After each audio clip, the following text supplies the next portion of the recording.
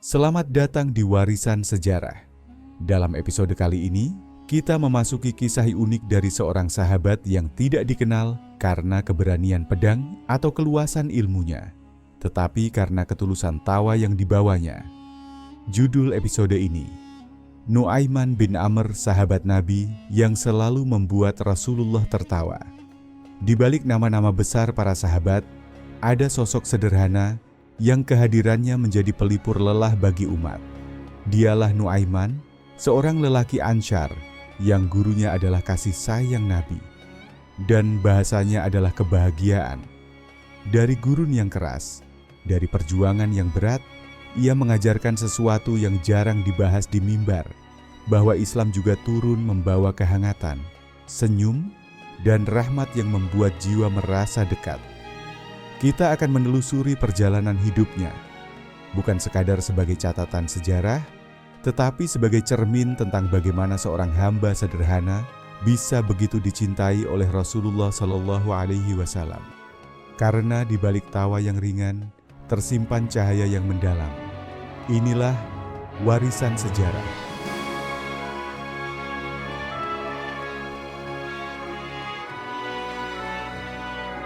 Di antara para sahabat Rasulullah SAW, ada sosok yang namanya tidak selalu muncul di kitab sirah yang formal dan kaku. Ia bukan panglima besar seperti Khalid bin Walid, bukan ahli ilmu setingkat Ibnu Abbas, dan bukan pula seorang muadzin seperti Bilal. Namun hampir semua sahabat sepakat, dialah salah satu yang paling sering membuat Rasulullah tersenyum dan tertawa. Namanya adalah Nu'aiman bin Amr, sahabat Ansyar dari kaum Bani Najjar, salah satu keluarga besar di Madinah yang sangat dekat dengan Nabi setelah hijrah. Banyak orang tidak tahu bahwa suasana di sekitar Rasulullah bukan hanya penuh dengan ibadah dan keseriusan dakwah. Ada pula momen ringan, kehangatan, persahabatan, dan bahkan kelucuan yang muncul dari karakter para sahabat yang sangat manusiawi. Dan Nu'aiman adalah sosok yang paling banyak menghadirkan warna itu. Karakternya lugu, cepat bertindak, spontan, tetapi berhati lembut. Ia bukan pelawak yang sengaja membuat tingkah lucu. Ia hanya menjadi dirinya sendiri, dan tanpa disadari membuat orang lain tersenyum. Bahkan Rasulullah SAW pun tidak hanya menertawakan tingkahnya, tetapi menyayanginya. Nu'aiman ikut perang Badar, ikut hijrah, dan termasuk generasi awal yang setia membela Islam. Namun yang paling dikenal dari dirinya bukan pedangnya, bukan ucapannya, tetapi ketulusannya yang unik dalam bentuk kelucuan. Kadang apa yang ia lakukan terlihat aneh di mata orang yang tidak kenal. Tapi bagi para sahabat, itu adalah tanda bahwa ia benar-benar hidup dari hati. Di Madinah pada masa itu, komunitas sahabat memiliki hubungan layaknya keluarga besar. Rumah-rumah berdekatan, pintu selalu terbuka, dan majelis Nabi di Masjid Nabawi menjadi pusat kehangatan. Dalam suasana itulah, Nu'aiman menjadi sosok yang membuat setiap hari terasa hidup. Jika suasana sedang hening, biasanya dialah yang paling dulu mencairkannya, tanpa pernah direncanakan. Bahkan ada riwayat yang menyebutkan, ketika Rasulullah SAW melihat Nu'aiman datang dari kejauhan, beliau sering menyiapkan senyuman lebih dulu. Bukan karena bercanda adalah hal utama dalam kehidupannya, tetapi karena di sekitar Nabi ada kasih sayang, bukan ketegangan. Dan di titik inilah kita mulai memahami bahwa Islam tidak hanya hadir melalui mimbar, peperangan, atau hukum-hukum besar. Ia juga hadir melalui manusia biasa yang membawa kegembiraan dengan caranya sendiri. Nu'aiman mengajarkan bahwa kedekatan dengan Nabi tidak harus selalu melalui kesyahihan ilmu atau prestasi luar biasa, tetapi bisa juga melalui keluguan hati yang ikhlas.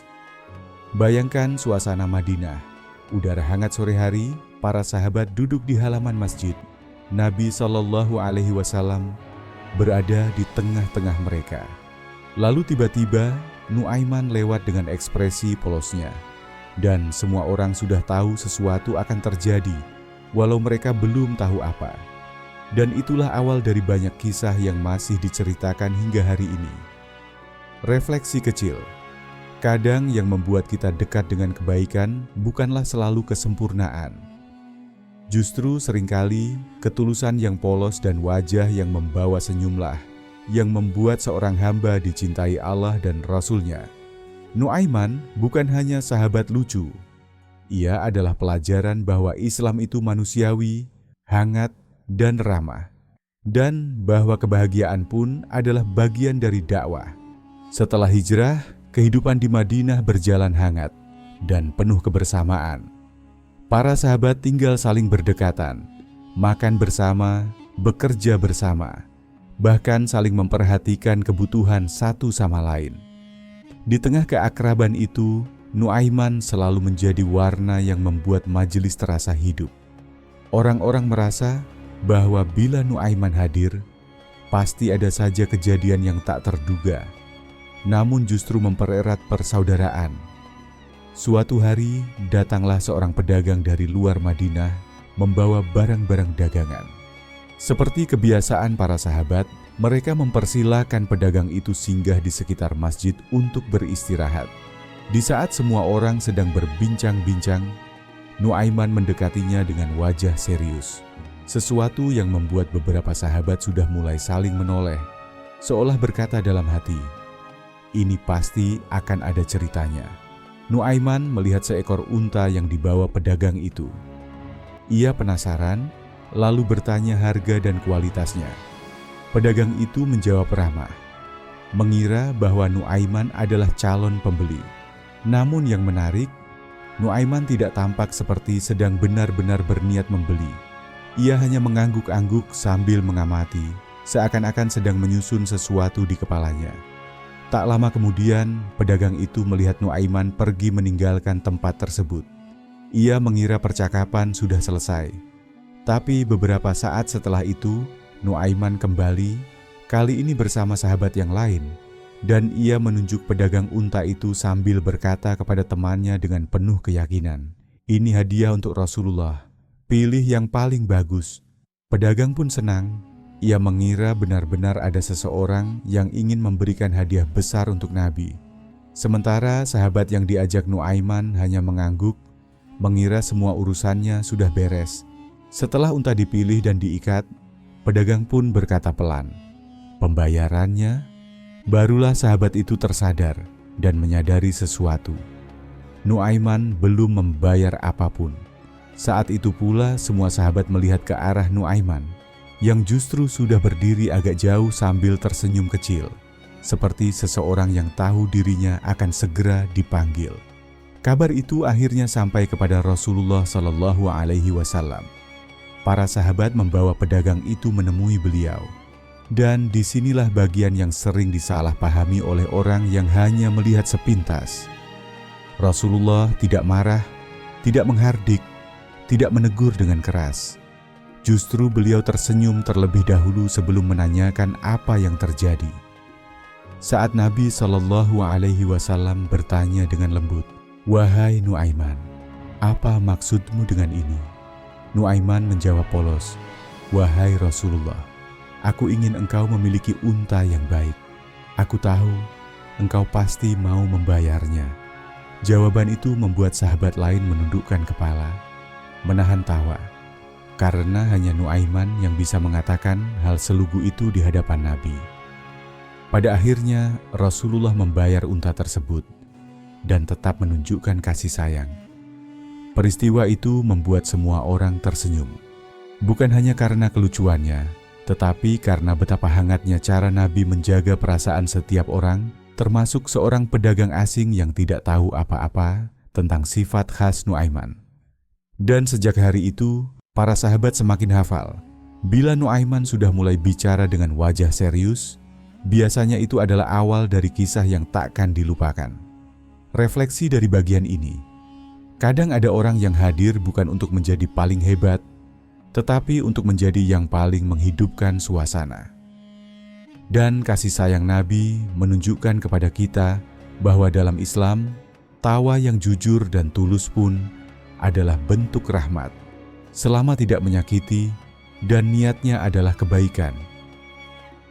Beberapa waktu setelah kejadian unta itu, nama Nuaiman makin dikenal di kalangan sahabat sebagai sosok yang selalu punya cara unik membuat suasana hidup. Ia tidak pernah merencanakan leluconnya. Semuanya spontan, apa adanya, dan justru di sanalah letak keistimewaannya. Ia seperti mata air kejutan yang tidak pernah kering. Dan pada suatu hari terjadi sebuah kejadian yang kemudian menjadi kisah yang melegenda hingga berabad-abad kemudian. Ceritanya bermula saat ada seorang pendatang asing singgah ke Madinah. Ia belum mengenal adat dan karakter para sahabat, dan tentu saja ia belum pernah bertemu Nuaiman sebelumnya. Pendatang itu duduk di dekat masjid dan berbincang santai dengan beberapa sahabat. Nuaiman memperhatikannya dari kejauhan. Lalu tiba-tiba muncul keinginan iseng dalam dirinya. Bukan untuk menyakiti, tetapi karena nalurinya sebagai pencipta keceriaan alami.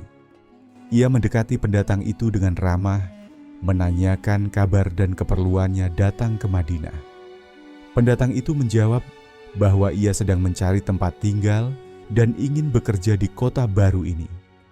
Mendengar itu, Nuaiman tampak berpikir sejenak, lalu berkata dengan nada penuh keyakinan, "Aku tahu seseorang yang mau membeli dan menanggungmu.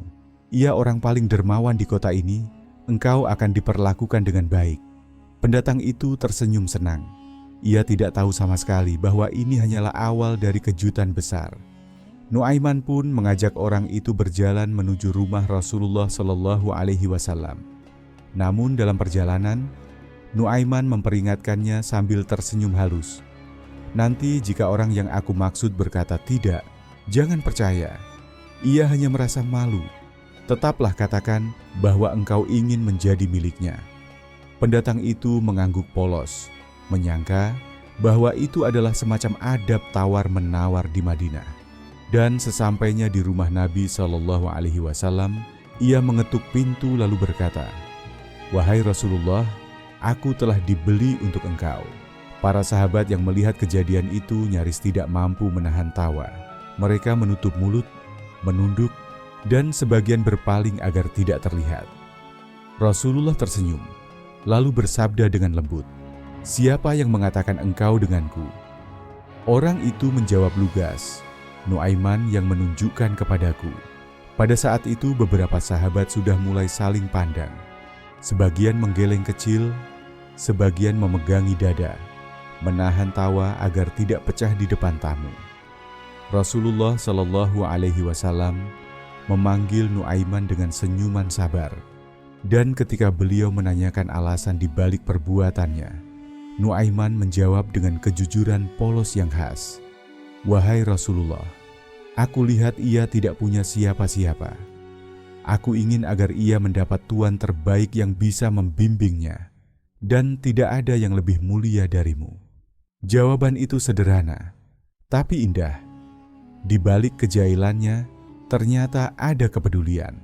Ia hanya tidak tahu bagaimana cara mengungkapkannya dengan gaya formal. Jadi, ia menyalurkannya dengan cara yang paling ia pahami, membuat orang tertawa sambil membantu orang yang membutuhkan. Rasulullah lalu membimbing pendatang itu, menjelaskan bahwa ia tidak dibeli, tetapi disambut sebagai tamu dan saudara. Masalah selesai tanpa teguran keras, tanpa kemarahan, dan tanpa suasana tegang, hanya dengan senyum dan keteladanan. Sejak saat itu, kisah tentang Nuaiman yang menjual seorang pendatang tersebar di Madinah. Hampir setiap kali sahabat menceritakannya, mereka akan menggeleng sambil tertawa, mengingat betapa jujurnya niat Nuaiman di balik tingkahnya. Refleksi dari kisah ini adalah, bahkan dalam candaan ada kasih sayang. Nuaiman menunjukkan bahwa kebaikan tidak selalu lahir dengan cara serius. Kadang, kebaikan datang melalui pintu yang tidak disangka. Pintu tawa, pintu keluguan, dan hati yang ingin menyenangkan orang lain. Perjalanan jauh di masa itu bukanlah hal ringan.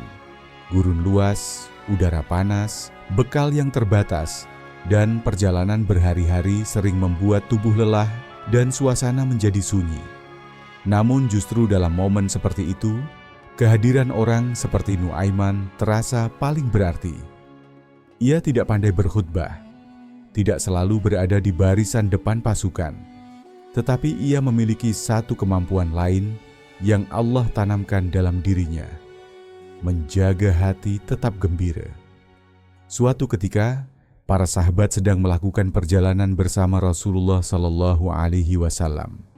Mereka singgah di sebuah tempat untuk beristirahat. Sebagian sahabat sibuk mengurus perbekalan, sebagian lagi mencari air, dan ada pula yang duduk bercakap-cakap di bawah naungan. Di tengah suasana itu, rombongan membawa seekor unta sebagai bagian dari perbekalan. Biasanya untuk disembelih ketika tiba waktunya makan bersama. Nuaiman melihat unta itu, lalu melihat beberapa sahabat sedang bercanda ringan. Dan seperti biasa, ide iseng muncul begitu saja di benaknya. Ia mendekati unta itu, lalu perlahan-lahan melepaskan ikatannya dan menggiringnya ke arah lain dengan wajah datar, seolah ini adalah tugas resmi yang sudah disepakati sebelumnya. Sahabat yang melihatnya bertanya, "Nuaiman, engkau mau apa?" Ia menjawab pendek, "Aku sedang menyiapkan makan siang kita." Jawaban itu terdengar meyakinkan, sampai akhirnya unta itu disembelih sebelum waktunya. Ketika para sahabat lain mengetahui apa yang terjadi, mereka langsung terkejut bercampur tawa yang sulit ditahan. Mereka tahu unta itu bukan unta biasa. Itu adalah perbekalan utama yang disiapkan untuk perjalanan panjang. Dan ketika mereka bertanya siapa yang memerintahkan penyembelihan itu, para sahabat yang menyaksikan hanya menunjuk satu orang, Nuaiman. Begitu berita itu sampai kepada Rasulullah Shallallahu Alaihi Wasallam, para sahabat mengira beliau akan menegur keras. Karena secara logika, tindakan itu membuat perbekalan mereka berkurang. Tetapi yang terjadi malah sesuatu yang membuat kisah ini terus dikenang hingga hari ini. Rasulullah Shallallahu Alaihi Wasallam tidak langsung mengomentari daging yang sudah siap disantap. Beliau justru bertanya sambil tersenyum kecil, "Mana Nuaiman?" Dan disinilah unsur kelucuannya memuncak. Nuaiman lari bersembunyi. Ia tahu semua orang akan mencari dirinya, bukan untuk membencinya, tetapi karena mereka sudah hafal betul. Setelah sebuah kejadian besar, pasti ada Nuaiman effect di belakangnya. Beberapa sahabat mencari ke segala arah, sampai akhirnya menemukan Nuaiman bersembunyi di balik pohon kecil sambil menutup wajah dengan kain. Ketika mereka mendekat, ia berkata pelan, "Jangan katakan padanya di mana aku." Ucapan yang membuat para sahabat nyaris tertawa di tempat. Ia tidak merasa marah pada siapapun, tidak takut secara berlebihan, hanya malu dengan cara yang lucu. Dan ketika Rasulullah akhirnya menemukannya, beliau tidak menegur panjang. Beliau hanya tersenyum sambil menggeleng pelan. Senyuman penuh kasih sayang, sebuah pengakuan bahwa kehadiran Nuaiman memang adalah bagian dari kebahagiaan rombongan. Yang menarik adalah, sahabat tidak merasa terganggu. Mereka justru merasa perjalanan itu lebih ringan karena ada tawa. Kisah ini mengajarkan bahwa kesulitan terkadang bukan hanya diringankan oleh fisik yang kuat, tetapi juga oleh hati yang terhibur. Refleksi dari bagian ini adalah, kadang Allah menitipkan penjaga suasana dalam sebuah kelompok. Ia mungkin tidak tampak seperti tokoh besar, tetapi kehadirannya menjaga jiwa-jiwa dari rasa letih. Nuaiman menunjukkan bahwa bahkan di jalan panjang yang melelahkan, senyum adalah bagian dari rahmat Allah. Waktu terus berjalan, usia para sahabat pun bertambah. Madinah berkembang menjadi pusat ilmu, dakwah, dan peradaban. Sebagian sahabat wafat, sebagian lainnya berpindah untuk membuka wilayah Islam baru, dan sebagian tetap tinggal menjadi penjaga warisan iman. Di tengah perubahan itu, nama Nuaiman tetap hidup, bukan sebagai ahli pidato, bukan sebagai penakluk, tetapi sebagai sosok yang membawa cahaya kecil yang tidak pernah padam.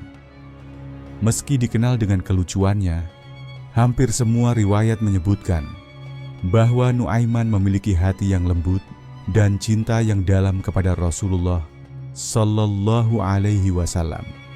Ia hadir dalam banyak peristiwa besar, ikut berperang, membantu saudara-saudara seimannya, dan selalu membela Nabi dengan caranya sendiri.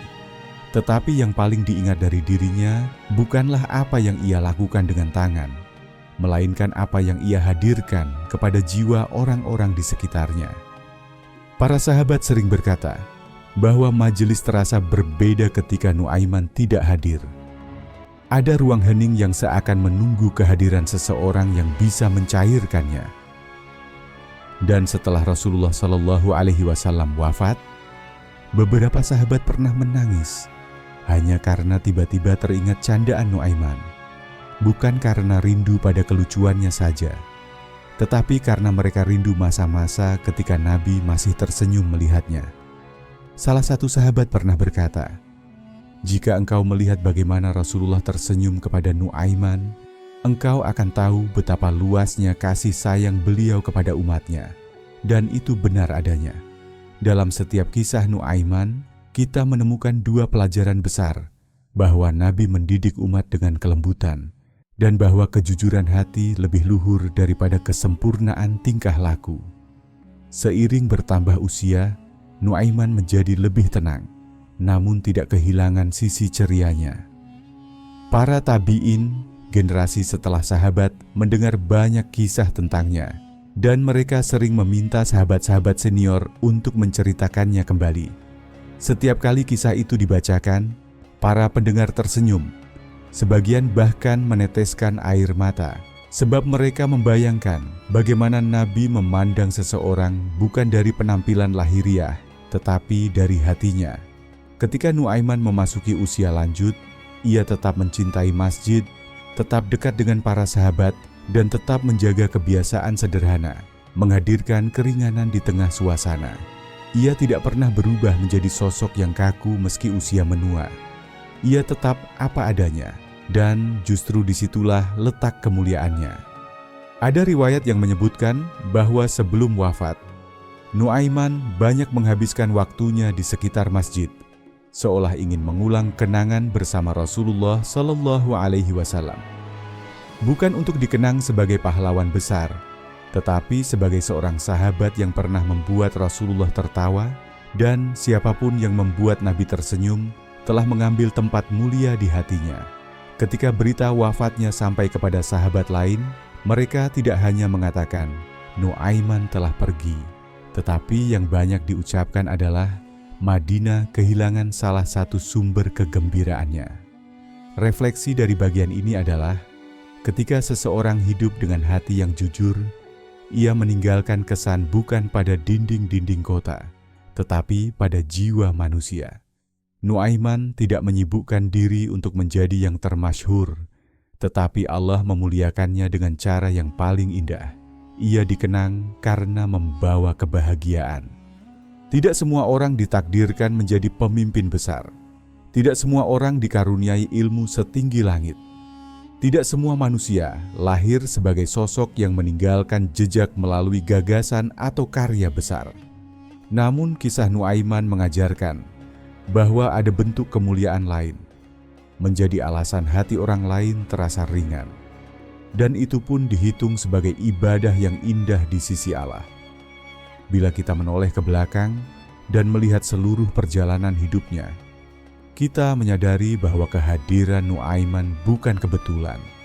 Allah meletakkannya di tengah para sahabat bukan sebagai pelengkap, tetapi sebagai pengingat bahwa Islam bukan hanya taat, tetapi juga hangat. Bukan hanya disiplin, tetapi juga manusiawi. Bukan hanya zikir di lisan, tetapi juga kebahagiaan di hati. Di Masjid Nabawi, ketika suasana sedang hening, Nuaiman menjadi angin kecil yang mencairkan suasana. Saat safar panjang membuat penat, dialah yang memberikan jeda melalui tawa yang tulus. Ketika ada pendatang yang bingung, ia menyambutnya dengan cara yang tidak biasa, tapi justru meninggalkan kenangan yang tak terlupakan. Bahkan Rasulullah sendiri membiarkan dirinya tertawa bersama Nuaiman, bukan merendahkan, tetapi menghargai kejujuran hatinya. Banyak dari kita merasa harus sempurna untuk dicintai Allah. Padahal Nuaiman mengajarkan hal yang berbeda, bahwa yang Allah cintai bukan hanya kesempurnaan amal, tetapi ketulusan niat, kebaikan hati, dan kebermanfaatan yang lahir dari diri apa adanya. Ia menunjukkan bahwa seseorang bisa dicintai Nabi bukan karena prestisnya, tetapi karena jiwanya yang hidup.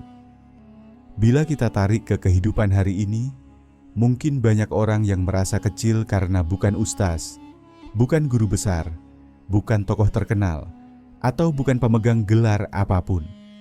Tetapi Nuaiman berkata melalui keteladanannya, "Cukuplah engkau menjadi sebab orang lain merasa lebih ringan menjalani hari." Itu pun adalah kebaikan. Dakwah tidak selalu berupa ceramah. Kadang, dakwah hadir dalam bentuk wajah yang membawa ketenangan, kehadiran yang membuat orang lain merasa aman, atau senyum yang mencairkan kekakuan, seperti taman hijau di tengah padang pasir. Kehadiran orang yang jujur dan tulus adalah rahmat bagi sekitar. Inilah sebabnya mengapa banyak ulama berkata, di antara bentuk rahmat terbesar Allah adalah menghadirkan orang-orang yang membuatmu tidak merasa sendiri. Dalam perjalanan hidup, Nuaiman adalah sosok seperti itu, penjaga suasana, penghibur hati umat, pengingat bahwa Islam tidak mematikan spontanitas manusiawi, justru menyucikannya. Maka penutup dari kisah ini bukan sekadar nostalgia terhadap sahabat yang lucu, tetapi sebuah pelajaran untuk masa kini. Bahwa kebaikan tidak selalu harus besar untuk bernilai tinggi, bahwa ketulusan lebih indah daripada kesempurnaan, bahwa tawa yang menjaga martabat adalah ibadah juga, bahwa kelembutan Nabi kepada Nuaiman adalah bukti Islam penuh kasih. Dan bila kita bertanya, kenapa kisah Nuaiman masih diceritakan hingga hari ini? Jawabannya karena Allah menjaga ingatan umat terhadap orang-orang yang hatinya hidup. Ia bukan hanya bagian dari sejarah, tetapi bagian dari cermin bagi jiwa kita. Apakah kita membawa beban atau membawa kelegaan bagi orang lain? Seperti para sahabat yang berkata saat kepergiannya, Madinah kehilangan tawa terbaiknya. Kita pun bisa belajar bahwa mungkin suatu hari nanti, ketika kita tidak lagi ada, yang orang kenang dari kita bukanlah apa yang kita miliki, tetapi apa yang kita hadirkan di hati mereka. Di antara banyak nama sahabat Nabi, mungkin Nuaiman bukan yang paling sering dibahas dalam majelis ilmu, bukan pula yang tercatat sebagai pemikul beban besar sejarah.